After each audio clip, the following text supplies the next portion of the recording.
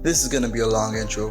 Hey, what's good everybody? You know that thing I do where I talk about a manga, revealing massive spoilers with no prior warning, and then tell you guys to go and read it afterwards? Well, today's not that. That's because you can't spoil something you don't really understand. Like, at all. I have no idea what I'm reading. I was literally just scrolling through my immense manga catalog, wondering how I'm gonna make enough money off YouTube to buy a PC that can actually run Mega Break. Please like and subscribe, guys. My Windows is so old, my latest security updates is from before quarantine. Where was I?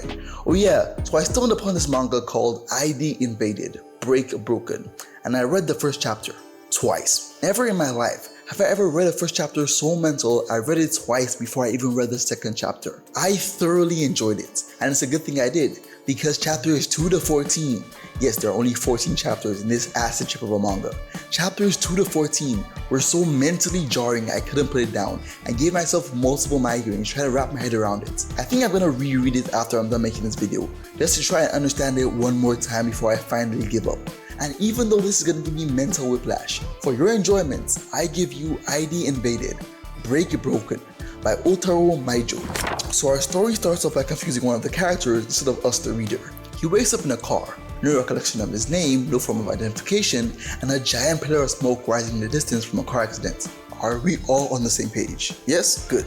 Because our amnesia patient seems to have a very strong sense of misplaced morality. Instead of trying to figure out who the hell he is, he instead starts up his engine and speeds off to help the people in the crash. When he arrives at the scene of the crash, he witnesses two trucks side by side plow through what looks like a 1978 model Toyota and keep pushing.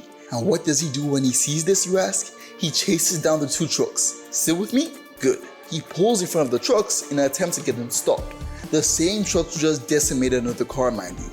And then through a brief conversation with the truck driver, realizes that the truck's brakes aren't working.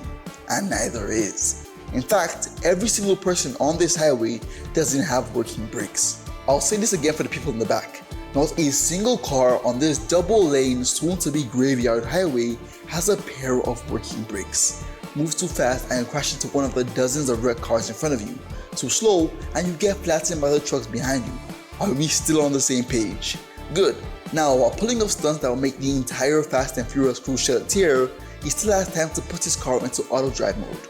If he had this from the start, why was he manually dodging cars? I don't know, it's a manga. Our amnesia patient notices a woman about to be crushed by two trucks, so he jumps out of his car, pulls her out of her burning vehicle, and jumps to the back of the truck with her in her arms. But it is at this point that both the truck driver and our unnamed hero discover something a bit more unnerving than the mass brake failure. In the trunk of the car of our main character is what seems to be the body of a little girl, covered in blood.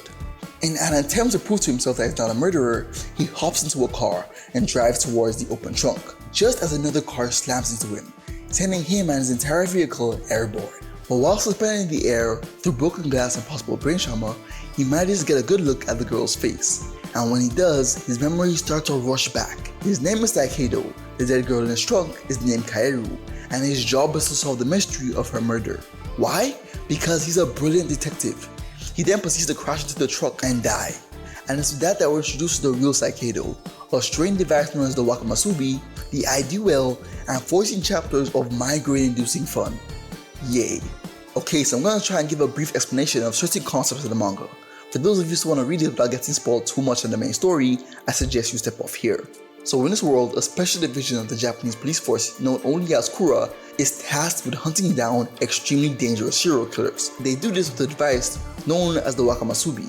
This giant thermometer picks up and tracks murderous intent in the form of cognitive particles, and these cognitive particles are used to create an immersive simulation called the ID well. Now, calling it a simulation doesn't really do a lot of justice. For one, each simulation is vastly different depending on the person and the scenario that led to its creation. But one thing is always the same. There's always a dead girl named Kaeru, and solving the mystery of her murder literally translates to figuring out whatever made the cognitive particles. And literally any scenario can take place in the ID world. And when I say any, I quite literally mean any. Figuring out the mystery behind Kairo's death in the extreme situations the ID world creates requires detectives of the highest caliber, which for some reason includes a cop turned serial killer, a girl who looks fresh out of high school, and a blind person. So yeah, but even with the help of such brilliant detectives, figuring out the mystery of the ID well while staying alive is extremely difficult, most of the time taking multiple death-induced resets, Unless you're the blind girl. For some reason, she just instantly solves cases. Oh yeah, and every time you re-enter the ID well after dying, you get a fresh case of amnesia. So there's that. Also, actions that occur inside the ID well have sometimes been known to affect the real world, but it's nothing too crazy. Just that one time Sakido trapped everyone in the building outside the flow of time until they were observed by a third party, because he went faster than the speed of light in the ID well and accidentally time traveled. All of this was done inside a Kia Sports, mind you. But yeah, nothing too crazy. The plot of this manga in its simplest form basically revolves around a string of vehicular murders. No one knows how and why they're taking place, and how in God's name the murderer is surviving, seeing as how she seems to be in the car while it's crashing. But the investigations both in the ID well and the real world are happening side by side in order to stop it. But it soon becomes very evident that this case is far larger than the entirety of Team Karu, maybe even larger than the Japanese government as a whole. The investigation is far more dangerous than originally expected. A strange new group comes into the light. Lives are in danger, and at every very sharp turn, the plot uppercuts you in the jaw, because apparently you haven't seen anything yet. So get ready for a murder mystery thriller the likes of which you've probably never seen before. In ID Invaded, Break Broken. I'm like 90% sure I've never read a detective manga to completion before this. I usually get bored with it halfway or just don't find it interesting from the jump. And that's a testament to just how good this manga actually is. I know what I said about it being hard to follow and confusing, but from what I understand, all the mysteries are. If a mystery is straightforward, with no moments that make you pause and think, then I don't really think that's a good mystery at all. A mystery is characterized by how well it can keep the reader guessing, how much information you can give them without giving them any information at all, and I think this manga does this alarmingly well. Another thing I really like about this manga is something that I'm not exactly sure how to explain, but I'll try. Obviously in murder mysteries, there's gonna be a lot of tension, especially in ones like this, where it's just as likely for us to find a dead body or wind up as one. Tension is expected, but the mangaka has a way of physically drawing tension into the panels. It may not make a lot of sense to you until you read it, but there are just certain panels of the manga that when I read, it had me on the edge of my seat, an almost real sense of urgency. When I saw her appear in the back of the car, I could feel the hairs in the back of my neck stand up. And finally, the amount of depth attached to its character adds another layer of mystery to the manga. Because while trying to discover who the villains are, we find ourselves starting to wonder if the protagonists don't warrant some investigation of their own. Even this guy, who seemed at first to be the most side character of the entire manga, turned out to be a major part of the plot of the manga, and at some points became the plot of the manga itself. And for those of you in the comment section going, oh, it wasn't that confusing, the plot was blah blah blah blah, I don't believe you. Well everyone, that was ID Invaded. Thank you for watching. Please remember to like and subscribe, and make sure to tune in next week for another video. It's Source Material signing out. Have a great week. Bye.